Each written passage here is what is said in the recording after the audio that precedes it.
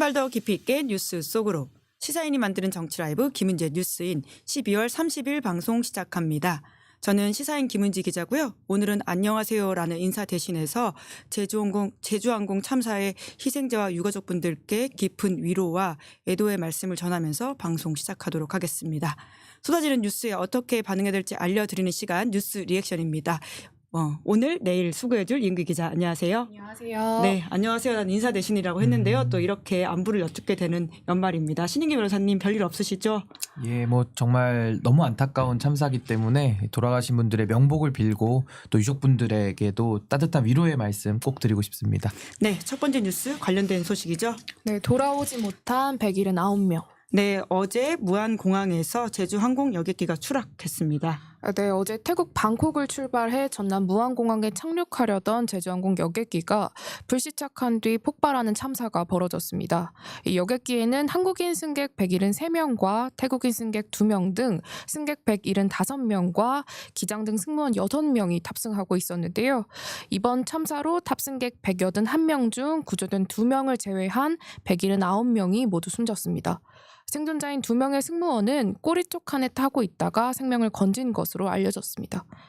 당시 상황을 시간대별로 살펴보면 어제 아침 8시 54분 공항 관제탑에서 착륙을 허가하고 3분 뒤인 8시 57분 조류 충돌을 경고했는데요. 그리고 불과 2분이 지난 8시 59분에 수종사가 메이데이, 그러니까 구조 요청을 선언했는데 얼마 지나지 않은 9시 3분에 여객기가 외벽과 충돌하면서 참사가 발생했습니다. 국토교통부는 랜딩 기어, 그러니까 비행기가 착륙할 때 사용하는 바퀴가 내려오지 않은 시점이 나 정확한 발화 시점은 자료 분석을 통해서 확인해야 한다. 현재는 대략 3분 사이에 여러 상황이 벌어졌다고 이해해달라고 설명했습니다. 또 많은 분들께서 여객기가 랜딩 기어를 내리지 않고 동체 착륙한 이유, 또 1차 착륙 실패 후 복행한 뒤 같은 활주로로 다시 착륙을 시도하지 않고 복행과 동시에 곧장 방향을 180도 틀어서 착륙을 시도한 이유 등 좀 여러 부분들이 궁금하실 텐데요. 현재는 조류 충돌에서 비롯된 것이란 추측이 나오지만 전문가들은 원인을 특정하기는 아직 이르다고 이야기합니다. 국토부는 우선 버드 스트라이크 가능성과 기체 결함 여부, 또 동체 착륙을 할 수밖에 없었던 배경 등을 좀 종합적으로 검토한다는 방침입니다. 네, 지금 참사 현장에 나경희 기자가 가 있는데 전해준 소식도 있죠. 네, 참사 이틀째인 현재까지 사망자 179명 중 146명의 신원이 확인됐습니다. 오늘 오전 11시부터는 무안공항에서 약 10km 떨어진 무안 스포츠파크 1층에 합동 분향소가 마련됐는데요.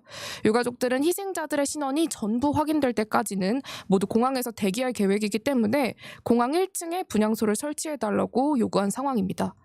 또 유가족들은 오늘부터 유구족 협의회를 출범하고 전체 유가족들의 시신 확인이 모두 이루어지기 전까지는 개별 장례 절차 진행은 일단 멈추겠다고 밝혔습니다. 이제 유족 대표가 다른 유가족들에게 영정 사진을 준비해달라라고 이렇게 울먹이면서 이야기하니까 현장은 눈물바다가 됐다고 하는데요. 그러니까 아직 시신 확인도 못한 분들이 대부분이라서 영정 사진을 준비해달라는 말이 참 비현실적으로 들릴 것 같다라고 현장에 있는 기자가 전해왔고요.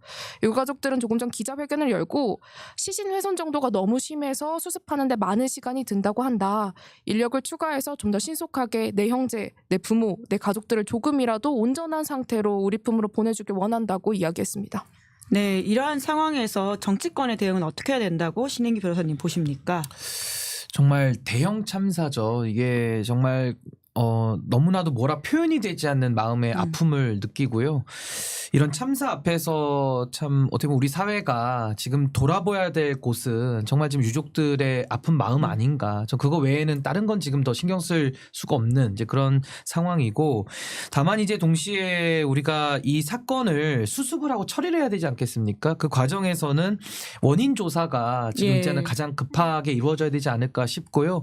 무엇보다 이제 블랙박스가 이제 훼손이 어느 정도 됐는지도 한번 판단을 더 해야 되겠습니다만은, 이게 만약에 빠르면은 뭐 일주일, 또 늦더라도 한 달, 그리고 만약에 훼손 정도가 너무 심하다 그러면은 이제 미국에 보내서 좀 더 원인 조사하는데 한 6개월 정도까지도 걸릴 수 있다고는 합니다만은, 정확하게 모든 걸 열어놓고 원인 조사를 해야 거기에 맞는 맞춤형 대안책이 또 나오지 않겠습니까? 그렇기 때문에 저는 원인 조사를 통해서 이것이 과연 천재지변인지 아니면 기체 결함인지 아니면 또 다른 원인이 복합적으로 작동한 것인지를 명확하게 저는 규명을 해야 된다고 보고요. 무엇보다도 이 안타까운 참사에 대해서 전 정치권이 정말 극도의 자제를 해서 저는 정쟁화가 되는 것만큼은 막아야 된다. 저는 우리 마음을 지금 아파하고 계실 유족분들의 마음을 또 한 번 아프게 해서는 안 될 것이다. 그렇게 생각합니다. 네, 지금 댓글창에서도 많은 분들이 애도와 위로의 마음을 같이 표해주고 계십니다. 두 번째 뉴스 키워드 넘어가 보죠. 네, 공조본 윤석열 체포영장 청구. 네, 공조수사본부가 오늘 윤석열 대통령의 체포영장 청구했다고요? 네, 공수처 그리고 경찰 등이 함께하는 공조수사본부는 오늘 오전 0시 법원에 윤 대통령에 대한 체포영장을 청구했다고 밝혔습니다. 내란과 직권남용 혐의인데요. 체포영장은 대통령 관저 소재지 등을 고려해 서울 서부지법에 청구했습니다. 통상 수사기관은 피의자가 정당한 사유 없이 세 차례 출석 요구에 불응하면 체포영장을 발부받아 신병 확보 절차에 나서는데 공조부는 앞서 18일과 25일 그리고 29일 세 차례에 걸쳐 소환을 통보했지만 윤 대통령은 모두 불응했습니다. 출석 요구서 수령을 거부하고 변호인 선임계나 불출석 사유서도 따로 내지 않았는데요. 법원이 만약 체포영장을 발부하면 사상 초유로 현직 대통령 체포영장이 집행됩니다. 윤석열 대통령의 변호를 맡은 윤곽근 변호사는 체포영장 청구가 부당하다 이런 취지의 의견서를 제출하기 위해 오늘 오후 법원을 찾아서 수사 권한이 없는 기관의 체포영장 청구가 부당하다. 형사소송법상 체포영장 청구 요건에도 맞지 않는다.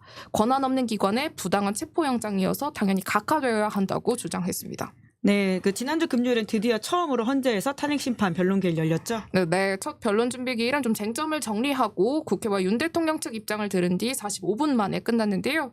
국회 측 대리인단은 김희수 전 헌법재판관과 송두환 전 국가인권위원장 등이 참석했고 윤 대통령 측은 헌법연구관 출신인 배보현 변호사와 배진환 변호사 그리고 아까 말씀드린 윤곽근 변호사가 심판정에 출석했습니다. 윤 대통령 측은 이날 탄핵심판 청구가 적법했냐 이 여부부터 따지겠다고 했고요. 앞서 윤 대통령 측이 이 탄핵 심판 관련 서류를 받지 않아서 헌재가 발송 송달 방식으로 송달 효력을 확보했는데 이 부분도 적법하지 않다고 주장했습니다. 헌재는 다음 달 3일 오후 2시에 변론 준비 기일을 한 차례 더 연다는 계획입니다. 네, 먼저 체포영장 관련해서 윤석열 대통령 쪽 변호인의 입장 어떻게 판단하십니까? 그러니까 지금 이제 윤석열 대통령 형식상 대통령인데 이분이 한평생을 검사로 살았고 또 검찰총장까지 지낸 지금 국가 원수 자리까지 오른 분 아니겠습니까? 근데 지금 체포영장이 청구되고도 남을 만한 상황에서 반박하는 이유가 수사권이 없다. 그러니까 공수처에 수사권이 문제가 있기 때문에 영장 발부 신청을 해도 안 나올 것이다 이렇게 주장하거든요. 사실 일고의 가치가 없는 주장이기는 합니다만은 제가 설명을 드리자면 지금 검찰에서도 내란죄 관련해서 김용현 전 장관을 수사하고 영장을 발부받았거든요. 네. 근데 검찰이라고 함은 사실상 이 수사권의 영역에서는 가장 없는 조직이 검찰이고요. 공수처와 경찰을 한번 들여다보면 내란죄에 대해서는 경찰이 명확하게 수사권을 가지고 있고 또 경찰과 공수처가 공조본을 만들어서 협조체계도 만들었습니다. 그렇죠. 게다가 검찰에게도 영장을 발부해 준 법원인데 그 검찰이 공수처와는 공수처의 우선수사 요구권에 따라서 윤석열과 이상민에 대해서는 수사를 서로 이렇게 협의를 해서 나누는 상태거든요.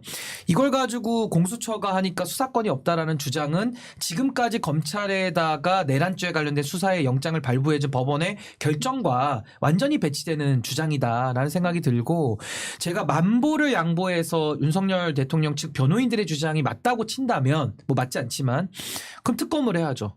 수사권이 없어서 그럼 내란을 처벌하지 않겠다라는 논리로 빠져나갈 것이 아니라 수사권의 공백을 주장하면 수사권에 대한 공백이 가장 없는 조직체는 특별검사입니다. 근데 특검도 완강히 거부하고 검찰과 공수처와 경찰에 대해서는 핑퐁하면서 마치 피의자가 수사기관에 쇼핑한다라는 비판이 많았거든요. 근데 이제 와가지고 협조체계가 다 끝내놓고 검찰에서도 내란죄로 이미 영장을 많이 발부받은 상황인데 윤석열 대통령에 대해서는 수사권이 없다. 전 이 주장은 매우 설득력이 없다라는 생각이 듭니다. 그럼 결과적으로 체포영장 나올 거다 이렇게 보십니까? 저는 100% 나온다고 봅니다. 100% 나온다라고 합니다. 자, 세 번째 뉴스 키워드 가보죠. 네, 윤석열 2번, 3번 계엄령 선포하면 된다고 해요. 네, 지난주 금요일에 검찰이 김용현 전 장관에 대한 기소를 하면서 보도 참고 자료를 냈는데요. 관련된 내용이죠? 네, 이 자료에는 윤 대통령의 지시사항과 개엄 당일 통화 내용 등이 상세하게 담겼는데요. 특히 윤 대통령을 지칭하는 대통령이라는 단어가 총 49번 사용됐는데 기소 당사자인 김용현 전 장관을 뜻하는 피고인보다 10번이나 더 많이 쓰였습니다. 그러니까 국회 봉쇄와 의결 방해 과정, 또 체포조 편성과 운영, 그리고 선관위 점거 등 주요한 공소 사실마다 윤 대통령의 지시와 관여 내용이 자세하게 담긴 건데요. 검찰은 법리 검토 부분에서도 윤 대통령과 김 전 장관을 하나로 묶어서 언급하면서 국헌 문란의 목적과 폭동 행위가 인정된다고 주장했습니다. 윤 대통령 발언 내용도 김 전 장관 공소 사실에 다수 포함됐는데요. 지금 화면으로도 보이실 텐데 윤 대통령은 계엄 당시 국회 주변에서 현장을 지휘 중이던 이진우 당시 수방사령관에게 전화를 해서 본회의장으로 가서 4명이 한 명씩 들쳐업고 나오라고 해. 아직도 못 갔냐? 뭐 하고 있냐? 총을 쏴서라도 문을 부수고 들어가서 끌어내 라고 지시했다고 하고요. 계엄 해제 요구한 가결 이후에도 그러니까 내가 계엄 선포되기 전에 병력을 움직여야 한다고 했는데 다들 반대해서 해제됐다 하더라도 내가 2번, 3번 계엄령 선포하면 되는 거니까 계속 진행해 이렇게 지시했다고 합니다. 윤 대통령 측 윤곽근 변호사는 오늘 이러한 발언에 대해서 현장 일선에 있는 군 관계자, 경찰들에게는 현장 상황 파악 내지는 격려 정도의 전화를 했다는 게 기본 입장이라고 반박했습니다. 또 한 가지 검찰 수사 과정에서 계엄군이 선관위 직원들을 제압하고 감금하려 했던 구체적인 정황도 확인됐는데요. 또 화면으로 보이실 텐데 검찰이 공개한 자료에는 야구 방망이에 망치, 송곳, 안대와 포승줄, 수갑으로 사용될 케이블 타이까지 포함되어 있었습니다. 원래 문상우 정보사령관이 국회에서 그러니까 정보사는 선관위 전산실 위치만 확인하려고 했다 이렇게 증언했었는데 그것과 다르게 직원들을 포승줄로 묶고 얼굴에 복면을 씌운 뒤 수방사 벙커로 이송하라는 지시도 내렸다고 검찰 조사 확인됐습니다. 네, 보면 볼수록 충격에 충격이 더해지는데요. 발포 명령뿐만 아니라 이런 야구 방망이, 포승줄, 복면까지 나오고 있거든요. 가장 좀 눈여겨보신 포인트는 무엇이세요? 단연코 발포 명령 예. 부분이고요. 실제로도 불법 체포 감금 그 이유는 불법으로 이루어진 체포기 때문에 당연히 고문은 따라오는 거고 수많은 인명의 사상이 예정된 그런 수순이었고 또 하나는 기갑부대까지 동원을 하면서 사실상 내란에 반대하면 친위 쿠데타에 반대하면 시민들에 대해서도 이건 발포를 하겠다라는 계획적 연장선으로 우리가 볼 수밖에 없기 때문에 너무나도 끔찍한데 저는 더 끔찍한 게 뭐냐면은 이런 끔찍한 내란의 정황들이 검찰의 공소장을 통해서도 어느 정도 확인이 되지 않았습니까? 예. 국민들이 직접 보기도 했고요. 근데 여기에 대해서 내란을 소란이다. 내란을 해프닝이다. 내지는 윤석열 내란 속의 피의자의 이런 아주 반인권적이고 반헌법적인 지시사항에 대해서 그 전화가 격려 정도의 한 통이었다라고 보는 인식이 저는 훨씬 더 심각한 거 아닌가. 어떻게 보면 내란이라는 것이 지금도 진압되지 않고 있는데 내란의 진압을 방해하고 오히려 내란의 연장선 속에서 더 선전선동하면서 그 내란 행위의 정당화를 지금 계속적으로 이야기를 하고 있는 거거든요. 전 이 부분에 대한 심각성을 우리 국민들께서 다 아신다고 보고요. 윤석열 내란 속의 피의자의 대통령직을 가지고 친위 쿠데타를 열었던 것은 이 자리에서 제가 설명하면 시간이 아까울 만큼 너무나도 위법과 불법의 종합 세트였다라고 저는 표현할 수 있겠습니다. 근데 변호사시잖아요. 왜 이런 변론을 윤석열 대통령 쪽 변호사들이 한다고 보세요? 그러니까 지금 타협 증언이 나왔는데도 불구하고 격려 전화였다라는 식의 말이 사실 거짓말이라고 반박되고 있지 않습니까? 그 변호사 징계 사안입니다. 이 정도 되면. 왜냐하면 변호사가요. 변호사법에 의하면 기본적 인권을 옹호하고 진실을 규명할 때 협조할 의무가 있거든요. 그러니까 예. 변호사가 같이 피의자와 짜고 거짓 변론을 할 수 있습니까? 그럼 재판부를 기망하는 게 돼서 뭐 민사로 치면 그게 소송 사기고요. 뭐 형사로도 쳐도 뭐 공무집행 방해 등등등 여러 가지 범죄에 해당될 여지가 있는데 전 여기서 더 심각한 것은 각각의 구성 요건에 위반되는 부분도 있겠지만 더 중요한 건 내란에 참여하는 걸로 볼 수 있는 여지가 있다. 그러니까 전 이분들도 조심하셔야 된다고 그러니까 보고 선동죄 뭐 이런 것이 될 수 있다는 별도의 말씀이신 이제 건가요? 내란 관련된 범죄가 또 성립이 되니까요. 게다가 변호사의 자격이 다 있기 때문에 지금 활동을 하는 건데 이게 나중에 다 거짓 변론으로 드러난다면 예. 그 의도성을 보는 거거든요. 그렇다면 뭐 변호사 자격에 대한 징계는 뭐 저는 필연적이라고 보고 거기에 머무르지 않고 별도의 범죄 내지는 내란죄에 참여하는 지경까지 갈 수 있다. 이건 매우 심각한 문제입니다. 또 와중에 국민의힘에서는 김용현 전 장관 입장문을 출입 기자들한테 배포했다고요. 네, 그러니까 내란 혐의로 구속된 피고인의 입장을 그러니까 여당 내 공식 기구가 일종의 홍보를 한 모양새였는데요. 국민의힘 미디어 특별위원회가 지난주 금요일 김용현 전 장관 측 변호인단 입장문을 공유해드린다면서 이 입장문을 출입 기자들이 있는 SNS방에 올렸습니다. 입장문에는 김 전 장관 측이 앞서 말씀드렸던 검찰의 기소 내용이 민주당의 지침을 종합한 결과 보고서를 공소사실로 구성한 픽션이다. 일방적으로 날조된 진술, 불법 증거들을 공표했다고 평가했는데요. 당내에서도 김 전 장관을 대변하는 거냐 이런 비판이 나오니까 이상희 미디어 특위 위원장은 국민의 알 권리와 민주적 절차를 보장하기 위한 차원이다. 이렇게 해명했습니다. 또 조금 전 국민의힘 비대위 당직자 인선도 나왔는데요.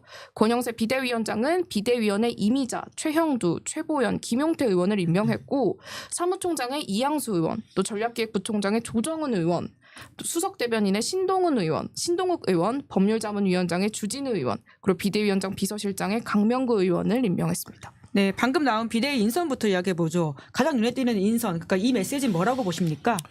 글쎄요, 뭐 권영세 비대위원장 자체가 중진 의원 내지는 지금의 친윤 스탠스를 유지하겠다라는 인선이기 때문에 저는 그 이하의 비대위원들의 면면을 뭐 따져볼 것도 없이 별로 기대가 되지 않는 네. 인선인데 비대위원 중에 눈에 띄는 인선을 꼽자면은 김용태 저는 위원을 선임한 부분과 또 조직부총장의 지금 김재섭 예. 의원 도봉갑이죠 의원을 이제 임명을 한 것인데 이 정도 가지고 쇄신 안 됩니다. 그러니까 제가 볼 때는 뭐 하나만한 인사라고 저는 보고 뭐 국민들이 이제 더 이상 실망할 기대조차도 남아있지 않는 전 그런 현실 아닌가라는 생각이 듭니다. 근데 아무리 그래도 지금 이렇게 장관의 입장을 당 공식 입장으로 내보내는 것에 대해서는 이게 어떤 상황에서 이렇게 어떤 프로세스로 이렇게 나온다고 보시는 겁니까? 그러니까 저는 이 내란이라는 것을 우리가 인식할 때 국가 반역이거든요. 그러니까 강도와 살인죄는 대통령이 저질러서는 안 되지만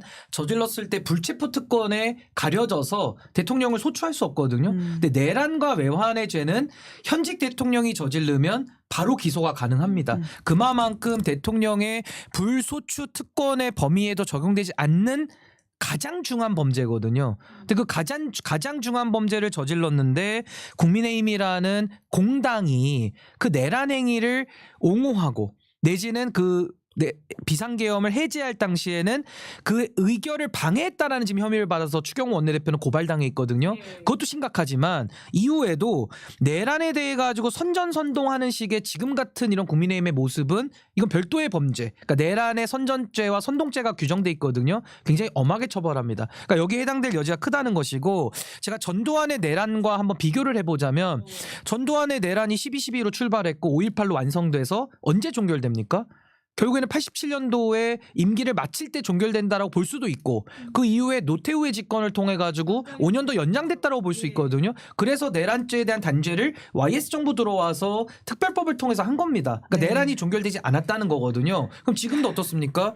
윤석열 대통령의 이 내란 친위 쿠데타가 국민들과 함께 국회의원들이 해제했으니까 끝났습니까? 안 끝났거든요. 아직도 국민들은 불안감 속에 내란 속의 윤석열이 다시 돌아올 수 있을 가능성이 열려있는 상황에서 여전히 내란 행위에 대해서 선전선동하는 것은 저는 우리 형법이 규정한 내란 선동죄, 선전죄에 해당할 여지가 크다. 전 그렇게 봅니다. 네, 이러한 국민의힘 상황을 저희가 먼저 짚었으니까요. 원샷 원킬 사진 이야기 먼저 하면서 들어가 보시죠. 신규 변호사님의 날카로운 시선으로 그 주의 사진 한 장 골라서 이야기해 주시는 건데요. 국민의힘과 관련돼 있는 사진 아닙니까?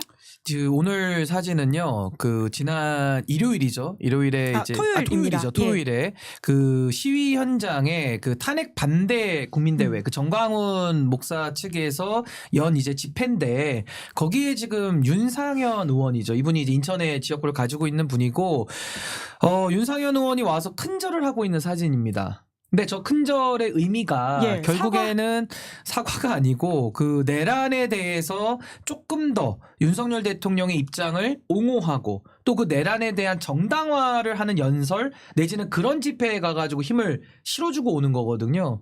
그러니까 이런 모습을 보면 참 윤상현 의원이라 그러면 국민의힘의 그래도 수도권 중진이고 나름의 지금 국민의힘이 중심을 잡지 못하고 흔들릴 때 바른 말을 하면서 관리를 해야 될 사람이 저렇게 탄핵 반대 내지는 내란 옹호를 하는 주장이 난무하는 곳에 가서 저렇게 국민들을 가르고 선동하고 외치게 만든다면은 정말 국회의원으로서 자격이 있는지 의문이고 저는 이쯤 되면 윤상현 의원 정도 수준이라면 저는 국회가 제명권을 저는 발동해야 된다고 봅니다. 그래서 저는 윤상현 의원은 제명 대상 아닐까라는 생각이 좀 들었습니다. 네. 윤상현 의원이 큰 절을 하기 전에 대통령에 대한 탄핵 소추안을 막아내지 못했다. 존경한 애국 시민들께 사죄하겠다 이렇게 이야기했다고 합니다. 네, 사실 윤석열 대통령조차도 제명 못하고 있는 국민의힘 현실에서는 윤상현 의원까지 갈 수 있을까 이런 생각이 들기도 그러니까 합니다. 윤석열 대통령은 당원의 제명이니까 상대적으로 쉽고 예. 윤상현 의원은 국회의원직 제명이기 때문에 어렵지만은 이거 법원에 제소도 못하게 돼 있거든요. 근데 저는 이 정도의 내란에 관한 예. 선전선동에 관여가 된다면은 저는 이제 의원직 제명까지도 이제는 검토해 볼 때가 되지 않았나라는 생각이 듭니다. 네, 그래서 이 이슈가 중요하니까 끝으로 간단하게 다뤄보죠. 최상목 지금 대행의 헌재 재판관 임명과 관련된 뉴스입니다. 네, 지금 대통령 권한대행을 맡고 있는 최상목 부총리가 당장 이틀 후인 1월 1일까지 내란특검법 그리고 김건희 특검법의 거부권 행사 여부를 판단해야 하고요. 또 헌법재판관 3명의 임명 여부도 결정해야 합니다.